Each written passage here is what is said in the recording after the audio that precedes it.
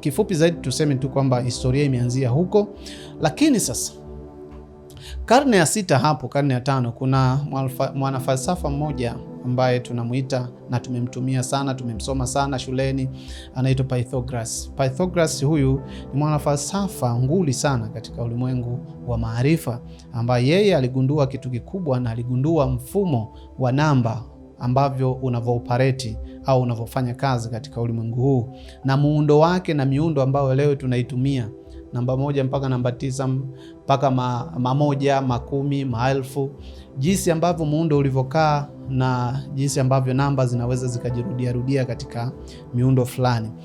Huyu anahusishwa sana katika miundo ya namba ambazo leo hii tunazitumia, na nitakuja kutoa uthibitisho huko baadaye. Huyu anaitwa Pythagoras, ambapo mpaka sasa hivi kienda shule zipo zinazoitwa Pythagoras, zinazungumzia sana kuhusiana na hili.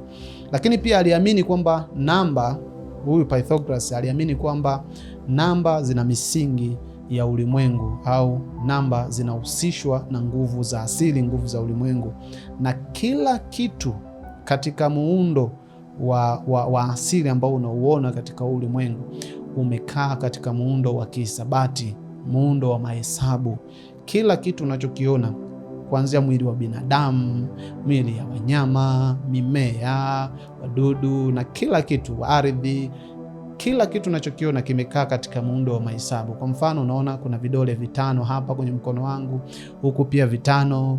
Umeona kuna mkono wa kulia, kuna mkono wa kushoto miwili, kuna macho mawili, kuna matundu ya pua mawili, masikio mawili. Unaona vyote hivi vimekaa katika mahesabu. Kwa hiyo unagundua kwamba ishara na maumbo na miundo ambayo imekaa na imetuzunguka katika ulimwengu viashiria moja kwa moja kwamba ulimwengu unacheza na sisi katika lugha ya namba.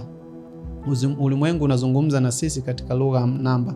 Ni muhimu sana kuelewa hili, na ndipo inakuja dhana sasa ya huyu Pythagoras kwamba ulimwengu una misingi hiyo na kila kitu kiko katika muundo wa mahesabu au hisabati.